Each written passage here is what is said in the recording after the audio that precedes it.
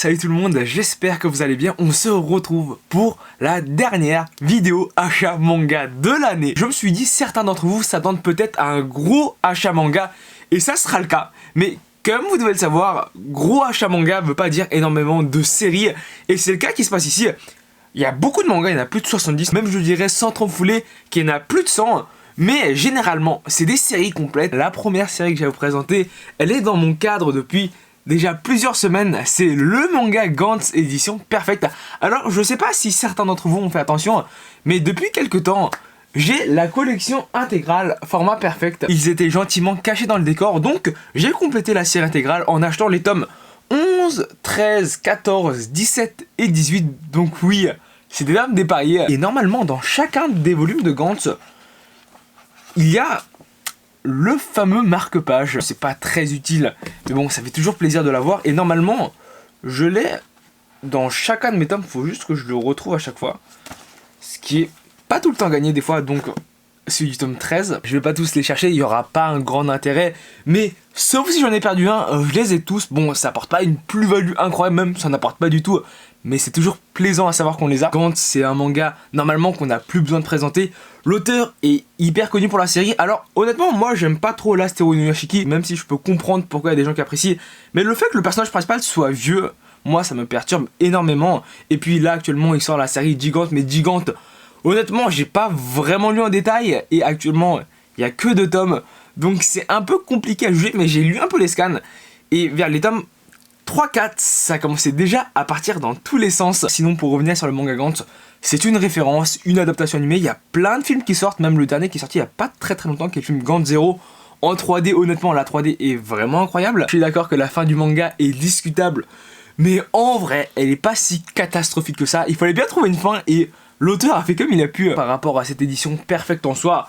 Alors, je suis pas un grand fan, je les achète parce que j'aime bien la série, mais actuellement, je garde les 2 éditions. L'ancienne édition qui est juste au-dessus en fait, juste à côté de Jojo, voilà, elle est juste là. Je pense que la première édition est sans doute un peu meilleure, sauf que voilà, la première édition est assez vieille. Les tomes, généralement, on peut plus les trouver neufs, donc c'est forcément l'occasion. Et les gens sont pas forcément soigneux, surtout que la qualité des éditions est pas incroyable, donc il y a des pages qui s'arrachent facilement. Et même, je pense que ceux qui ont des tomes de la première édition doivent le voir, mais des fois, et même c'est très souvent, quand on ouvre un tome, ça arrive que le tome coupe au milieu. Généralement, c'est quand on veut lire le livre, on l'ouvre trop grand et la reliure au milieu cède. Et ça arrive assez souvent sur le manga Gantz. Après, moi qui ai essayé il y a pas longtemps de lire sur des tomes doubles, je peux vous garantir que lire sur des tomes simples, c'est quand même beaucoup plus agréable. Deuxième série qui est là aussi une référence dans son genre, c'est le manga GTO, la nouvelle édition. Là, pour vous dire, je l'ai reçu dans un colis. J'ai même pas encore pris le temps de les déballer. Mais là, j'ai 24 volumes de la nouvelle édition de GTO. J'ai pas l'intégrale à proprement parler parce que l'intégrale, c'est en 25 tomes et il manque qu'un seul tome. Mais c'est pas vraiment gênant. Voilà à quoi les tomes ressemblent. Donc, ceci, c'est sans hésiter la meilleure édition de GTO. Parce qu'on a le format double. Mais voilà, comme le nom l'indique, le format double, c'est des tomes doubles. Et il y a pas mal de personnes qui sont pas fans des tomes doubles parce que la qualité de lecture est quand même pas mal dégradée. T'as la toute première édition, mais la toute première édition, la jaquette est pas incroyable et l'édition est quand même assez vieille. Même ici, je trouve pas les couvertures géniales en soi, mais voilà, vous pouvez voir que c'est quand même beaucoup plus lisse, c'est plus récent, donc forcément c'est meilleur que la première édition. Là, je vous montre rapidement, mais les tomes que j'ai achetés sont vraiment comme neufs. Voilà, il n'y a aucune écornure ici, ni là, ni tache de jaunissement quelconque.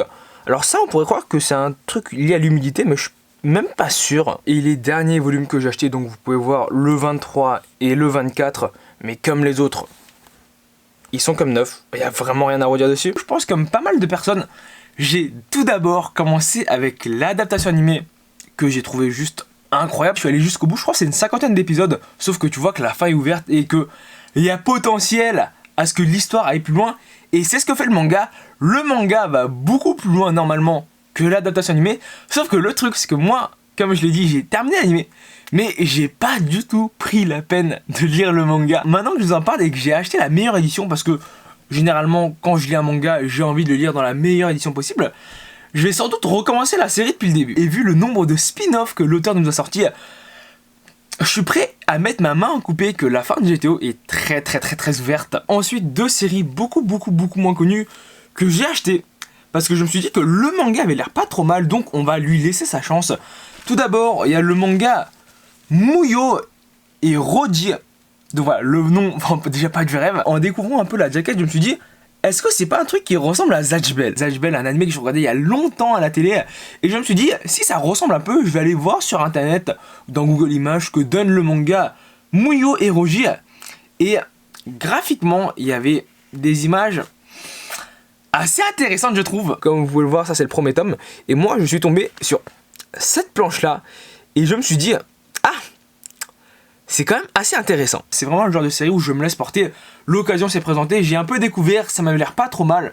Donc je laisse sa chance, je vais les lire. Si ça me plaît, je les garderai. Si ça me plaît pas, tant pis, je m'en débarrasserai. Voilà, je vais pas garder des séries que j'aime pas dans ma collection. Et là, clairement, dans le même délire que Muyo et Roji, c'est une série, l'occasion s'est présentée. J'ai un peu feuilleté le truc, je me suis dit, ça m'a pas l'air trop mal. Donc je les achète. Je vais leur laisser une chance. Si ça me plaît, je garde. Si ça me plaît pas, je m'en débarrasse. De toute manière, si je devais acheter que les séries que je connaissais, forcément les séries que je connais pas, je les découvrirai jamais. Donc voilà, je suis un peu curieux. Des fois, il y a des séries qui me tentent un peu par-ci par-là. Et ça en fait partie. Inugami, la naissance du dieu chien. Donc déjà sur le nom, moi je me suis dit, un peu intriguant quand même. Pour vous dire, ce manga, avant de l'acheter, je ne le connaissais même pas de nom. Et quand j'ai un peu feuilleté, graphiquement, là c'est le tome 1, donc forcément il s'améliore par la suite.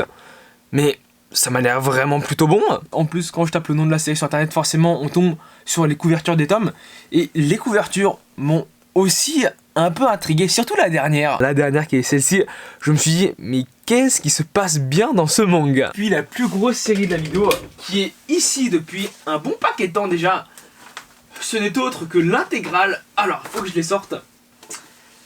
C'est l'intégrale du manga Coq de combat. Alors, je les ai pas tous dans cette édition parce que ça c'est la dernière édition. Je sors tous les tomes un par un pour vous montrer. Il y a des tomes dans cette édition là et d'autres tomes dans cette édition là. Donc voici l'intégrale du manga Coq de combat. Alors, j'ai les 19 premiers tomes dans la première édition.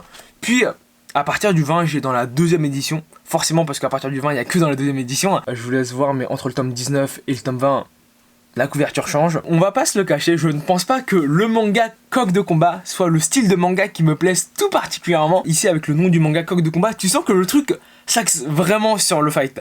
Donc je me suis dit, j'achète les 34 volumes, donc je me dis, si ça fait 34 volumes, c'est qu'il y a sans doute quelque chose à raconter. Ici, c'est un peu le même cas que Inugami et Muyo Roji, en plus compliqué parce que Inugami et Muyo Roji, on sent qu'il y a ce côté aventure surnaturelle qui peut jouer en la faveur. Ici, si c'est qu'un manga de combat, ça va vraiment être complexe, mais je me dis, voilà, on va pas rester sur des a priori, on va essayer de découvrir des choses un peu plus amples, et peut-être que Révélation, je vais adorer le style. Pour vous dire, moi j'aime bien Kengan Azura, donc peut-être que on ne sait jamais. Et parmi tous les autres mangas que j'ai achetés et que je vous ai pas encore présenté en vidéo, j'en ai sélectionné 3 que j'avais envie de vous parler pour conclure cette année justement. Tout d'abord, le dernier volume du manga un Ninja Slayer. Alors pourquoi je vous parle de celui-là? Déjà parce que de ma connaissance, il y a à part moi personne qui n'a le manga. Et sans rigoler, de tous les collectionneurs de mangas que je connaisse, allant de 0 à 7000 mangas, à part moi, je n'ai vu personne avoir le manga Ninja Slayer. Alors je sais pas pourquoi. C'est vrai qu'on a un peu du mal à suivre, l'histoire part dans tous les sens. Mais je trouve que l'histoire est quand même assez intéressante à suivre. Je vous montre graphiquement, c'est quand même très particulier. Mais comme vous pouvez le voir, il y a beaucoup de noir et c'est quand même assez bien dessiné. Et ici, on a un petit post-it. Dernier tome, on n'a rien compris, mais on a adoré. Alors, je sais pas c'est qui a fait ce commentaire, parce que généralement, quand on fait un commentaire comme ça, il donne un nom. Alors, peut-être que j'ai juste zappé, mais c'est qui? C'est le mangaka, c'est l'auteur, c'est les éditions Kana. Je me pose la question. On suit avec un manga, j'achète, je sais même pas pourquoi j'achète, c'est le manga Zetai Karen Children. J'ai acheté les volumes 38, 39 et 40. Le 40 qui est sans doute l'avant-dernier sorti. Et là on peut voir que les Children ont grandi. Vers les tomes 40, elles ont à peu près l'âge du lycée. J'ai déjà lu 20 tomes du manga. Le manga est vraiment pas ouf. En fait, c'est pas qu'il est mauvais, mais il se passe pas grand chose, ça se répète beaucoup. Donc est-ce que je vous conseille d'aller acheter le manga? Non. Et je ne comprends même pas pourquoi je l'achète. Je pense que je me dis j'ai déjà 37 volumes. Donc on va pas s'arrêter en si bon chemin. Au Japon on a 56 volumes. Donc je suis pas arrivé au bout de mes peines. Mais ça, la vérité, pour une question de principe, moi j'ai dit que j'allais acheter le manga. Je vais l'acheter jusqu'au bout, jusqu'au dernier tome sortir. Et maintenant que j'ai réfléchi un peu, les 3 derniers mangas du dernier achat de l'année 2019 sont des mangas des éditions Kana. Parce que le dernier manga, ce n'est autre que les volumes 47 et 48, donc là vous réfléchissez un peu, une série avec plus de 45 tomes aux éditions Kana que je possède, ce n'est autre que le manga Hayate no Gotoku, donc je pense qu'il n'y a pas beaucoup d'entre vous qui l'ont trouvé. J'aurais été à votre place, j'aurais principalement pensé à Gintama. Non, les volumes 47 et 48 du manga Hayate no Gotoku, ça je vous en parle parce que je pense qu'il y a très peu d'entre vous qui ont la série et encore moins qui l'ont jusqu'au tome 47-48. Donc un manga qui a fait mon enfance, plutôt un animé qui a fait mon enfance, donc je prends la peine d'acheter le manga. En plus, sachant que la série va enfin se conclure en France, parce qu'au Japon ça s'est conclu déjà depuis un certain moment. Elle va enfin se conclure en France dans l'année 2020. Je crois qu'en tout on a 52 volumes, donc plus que 4-5 volumes à éditer. Et ce sera bon, et ça aussi c'est comme les Attack on Children. C'est un manga, je les achèterai jusqu'au bout parce que voilà, c'est une question de principe. Je vous montre le 47e volume de Hayate no Gotoku. Mais vous pouvez voir que niveau dessin, même au bout du 47e volume, c'est pas incroyable. Voilà, la dernière vidéo achat manga de l'année 2019 se termine ici. J'espère qu'elle t'a plu, si c'est le cas. N'hésite pas à laisser un pouce bleu, n'hésite pas à t'abonner, c'est le plus important. Je te dis à la prochaine vidéo. Salut!